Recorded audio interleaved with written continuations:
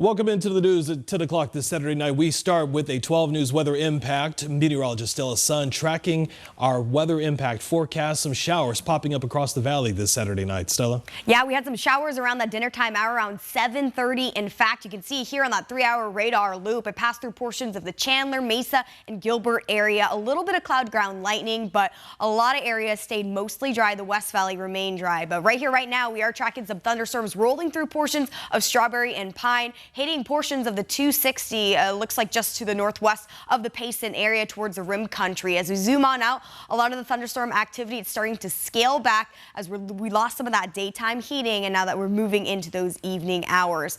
Out the door in the valley right now, 98 degrees. It's also a little breezy out there, 13-mile-per-hour winds coming from the west to southwest.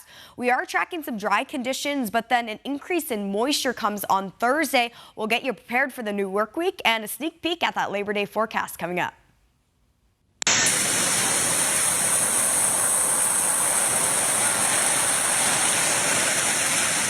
Look at all of that rain tonight. A state of emergency is declared after flash flooding traps hikers and campers at Havasu Creek in the Grand Canyon. Tonight, the National Guard called in to help get those folks out. More than 100 people rescued today. The flooding taking place Thursday, but tonight at least one person from the valley is still missing. 12 News journalist Brenda Lipinski here tonight with the very latest on the efforts to find her and more details on that delicate operation to get those trapped hikers and those tourists out. Brenda. That's right, Jonathan. Now the search continues for 33-year-old Shanoa Nickerson, who was swept away in floodwaters. The Arizona National Guard using a UH-60 Black Hawk to rescue more than 100 people out of a canyon after floodwaters ravaged the Havasu Creek at the Grand Canyon. The amount of thankfulness that they had, the excitement of getting out of there, getting back to their vehicles. They cheered after the safety brief. They cheered when they got into the aircraft, and then they cheered when they got out. We had waves, we had thank yous. Abby Fink, spokesperson for Supai Village tribal members, says the flooding caused extensive damage to the land. The trail into Supai has been damaged. Much of the village, the common area, the public areas have been damaged, and the campground suffered considerable damage. That's where the vast majority of the water flow was. So it's unsafe to be in there right now and travel. And noted tribal members are still there.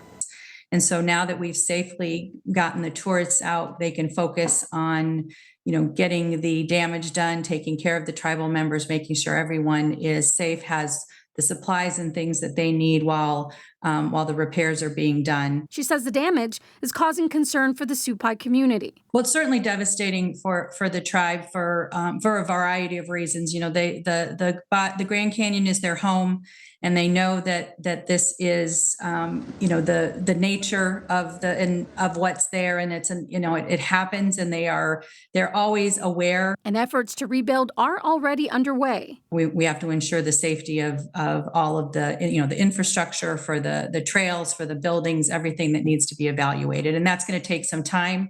And we want to make sure we take the right amount of time to make sure that we do it correctly.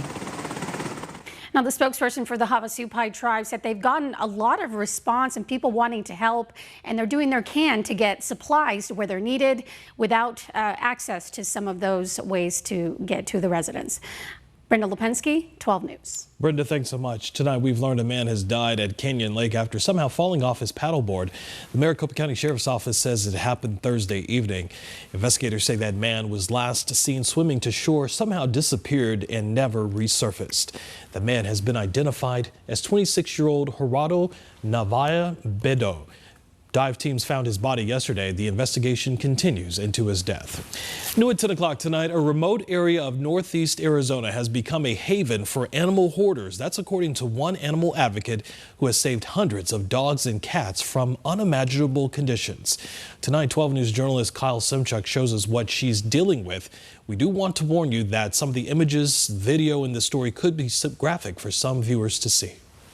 It's a free-for-all when it comes to animals out here. The stories Heather Hutchinson shares seem unbelievable until you see the photos she's taken while rescuing hundreds of cats and dogs in a county with no animal control. I've seen some things here in Apache County that I did not believe still existed in the United States. Starving dogs eating newborn puppies, pets living in inches of feces, kennels full of dead animals. My biggest desire is exposure. Hutchison and her nonprofit Concho Animal Advocates are based in the small town of Concho, 45 minutes south of Holbrook. Hutchison says people move here to disappear. They end up here and then realize that, oh, this is a place where I can do whatever I want.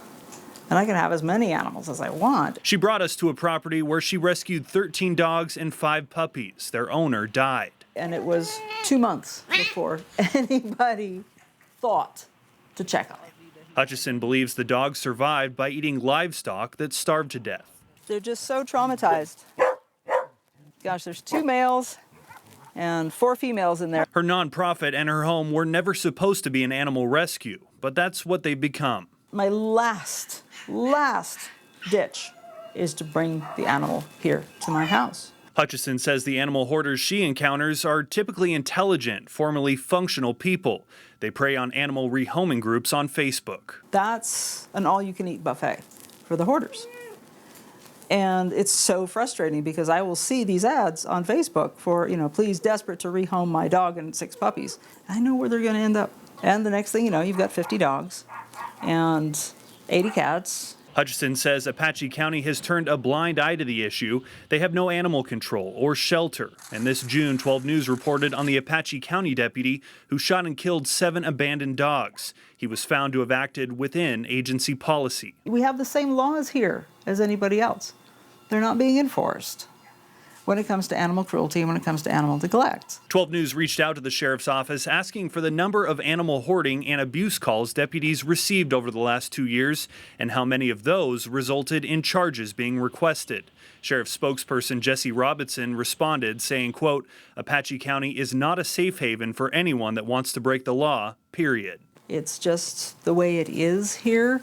It's appalling, unbelievable. In Apache County, Kyle Simchuk, 12 News. One person is dead after falling into a canal this evening. Glendale police telling 12 News they were able to pull that person out of the water and took them to the hospital, but they did not survive. The scene happened near 51st Avenue and Cactus. Someone calling 911 after seeing someone in the water. Tonight, 12 News staying in contact with Glendale police to learn more details about the investigation.